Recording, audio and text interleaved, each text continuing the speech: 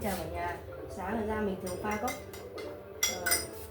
mình thường pha bột miến lên men này, 2 thìa bột miến lên men. Đấy, mình cho thìa này 2 thìa bột miến lên men, cộng với cả chanh 1/4. Mới đầu mình sẽ cho 1/4 chanh, nhưng mà ai cũng bia dày mình cho chanh nhiều hơn là nửa quả chanh. Xong rồi mình cho gừng vào cho nó ấm cơ thể, gừng là tăng ấm cơ thể.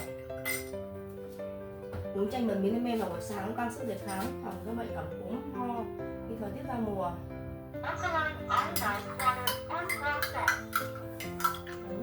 tốt vào buổi sáng. Chanh bột miến lên men cộng gừng làm ấm cơ thể,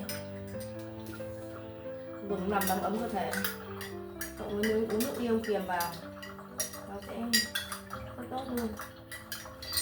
Bây giờ mình đã có một cốc thanh lọc cơ thể, thải độc, giảm cân, tăng sức đề kháng, thanh lọc, thải độc, giảm cân, phòng những bệnh ho cảm cúm như thời tiết ra mùa. Đấy, mời cả nhà uống.